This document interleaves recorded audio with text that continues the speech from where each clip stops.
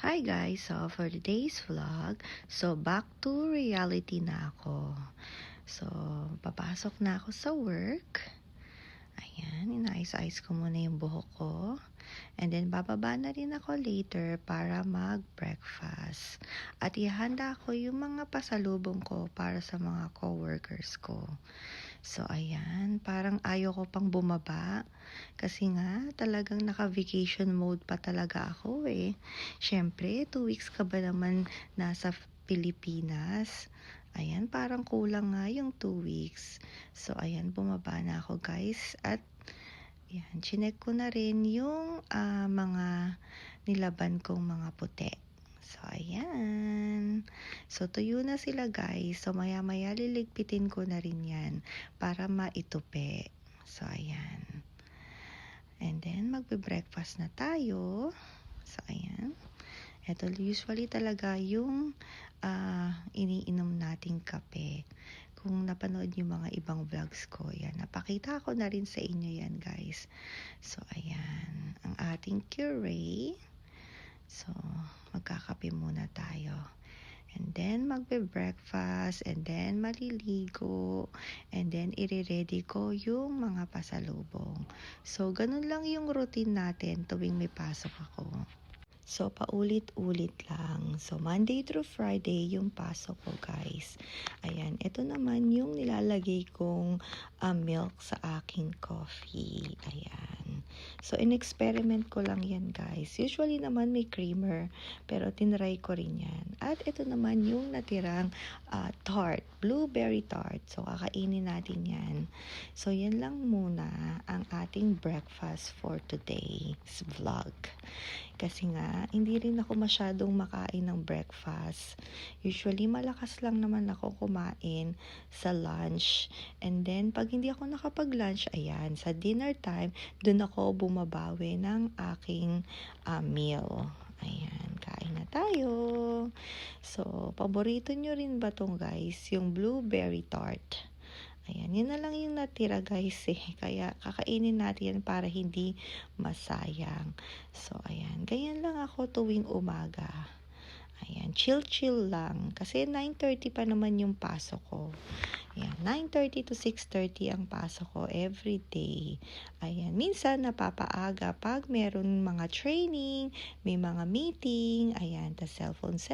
Ganyan lang ako guys, tuwing umaga. So, comment down below kung ganyan din kayo tuwing umaga bago kayo pumasok sa work. Ayan, kailangan ko rin patuyuin yung hair ko every day at i-plancha. Dahil nga, pag hindi ko ginawa yan, titikwas-tikwas yung buhok ko. Kasi nga, yung buhok ko, hindi sanay ng maiksi. Nasanay yan nung mahaba yung buhok ko. Pero yun nga, nung mahaba yung buhok ko, ayan, wash and wear lang talaga. Hinahayaan ko na lang matuyo. Pero dahil nga maiksi ng buhok natin, so ayan, everyday ganyan yung ginagawa ko. So ayan. So madali lang naman tuyuin yung buhok ko dahil nga maiksi. Siguro mga 15 to 20 minutes tuyo na yan. So ayan, tingnan nyo. Ganyan lang.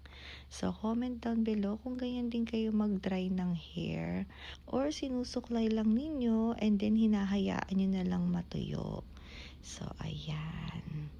And then, after nating patuyo ng hair, ayan. Syempre, magpupulbo-pulbo tayo kahit konti. So, ayan. Dahil nga, ayan, tingnan nyo naman ang kintab ng mukha ko kasi nilagyan ko na ng moisturizer yan. So, kung napanood nyo rin yung video ko before, pinakita ko dun sa inyo kung ano yung moisturizer na ginagamit ko. Bali, sa ngayon, yung Clinique ang ginagamit ko. And then next time, magta-try ako ng Japanese na moisturizer. Dahil nga light lang talaga yung mga products nila dito. So, ayan. So, bago ako pumasok, ayan, meron ako mga pasalubong sa mga co-workers ko. So, isi-separate natin yan. So, ayan, may mga binili pa akong mga eco bag. So, ayun nga, lately nahihilig talaga ako sa mga eco bag ng SM kasi nga maganda talaga sila at matibay. So, ayan, bumili ako ng banana chips para sa aking mga coworkers. Ayan, dahil yan ang request nila. At bumili din ako ng Goldilocks. Ayan, papakita ko rin sa inyo mamaya na yung mga binili kong Goldilocks. Ayan, konti lang naman yung mga banana chips na binili ko. Tama-tama lang sa mga bibigyan ko. So, ayan. Ayan na yung mga Goldilocks na binili ko. At request nila ay yung classic lang. Ayaw nila ng ibang flavor. So, kaya yan lang yung mga binili ko. So, ayan. I think binili ko dito 10 or 20. Ayan. So, ilan na yan? 2, 4, 5. Ayan, 5, 6. Ayan, meron pang iba. 6. I think 6 lang to. Tapos yung iba tinira ko ata.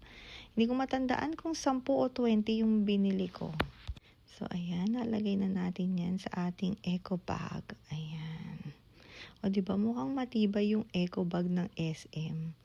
At bumili din ako netong dried mangoes. Yan. Gustong gusto din nila yan.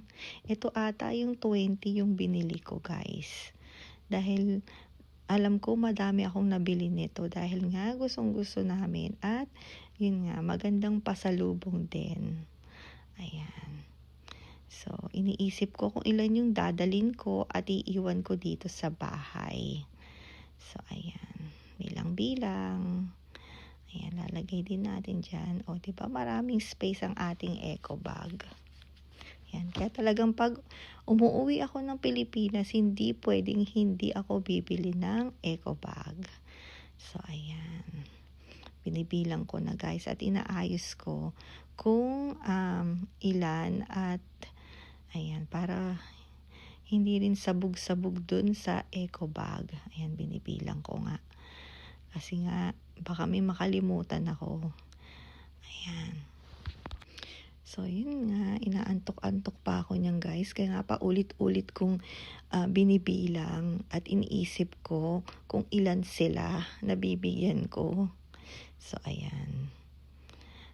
At meron pa tayong, ayan, meron pa. So, inaano ko nga, binibilang ko kung ilan dahil nga gusto ko rin, syempre, meron kami dito sa bahay. So, ayan. So, dinagdagan pa natin.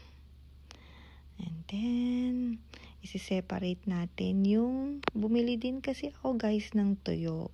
Pero ilan lang sa kanila yung bibigyan ko kasi hindi naman lahat sila kumakain yan. Pero alam nyo ba, guys, magandang bumili ng tuyo sa SM kasi nga naka-sealed na siya. Ayan, nilagay ko yung mga pinili kong tuyo sa Shein na Ziploc. Ayan. Talagang rin, nakatulong din yung mga Ziploc ng Shein. So tuwing bumibili ako ng damit or ng product ng Shein, yan, tinatago ko yung mga pinaglagyan dahil nga magagamit mo pa ulit yan. O yan. So, sineparate natin yan. So, tigi-isa-isa silang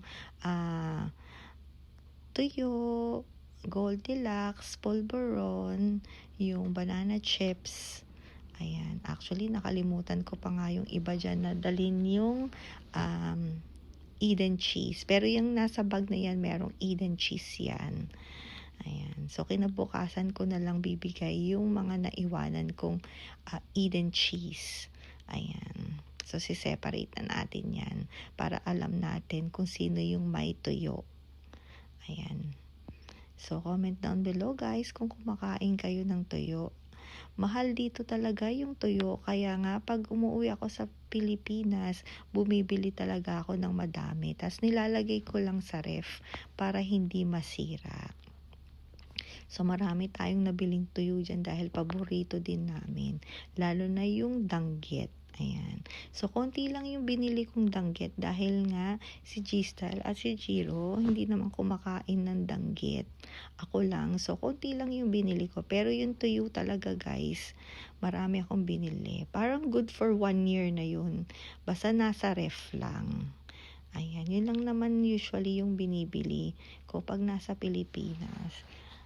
Hindi na rin ako bumili ng magic sarap dahil nga napakadami nung umuwi kami nung December. Ayan, nung October din tsaka nung December, bumili rin akong madami. Kaya nga, ayan. So, matagal naman ang expiration nun. Kaya okay lang na marami kang bilhin. So, ayan, nilalagay ko na rin yung, ayan, nakita nyo ba yung tuyo? Nakalimutan kong ipakita na sa inyo. Pero ayan, ayan yung mga ginawa ko. And then, papasok na tayo guys sa work. Actually, nandito na ako sa parking nung nagvi-video ako. So, ayan. Video muna ako bago pumasok. Ayan. Nagwa-warm up na ako niyan guys. Dahil nga back to reality na ako. And then, lalabas na tayo sa car para pumasok sa work. So, ayan, dahan-dahan akong nag-work at medyo mabigat din tong mga pasalubong na dala ko. Alright guys, thank you guys for watching. See you guys next time. Bye guys!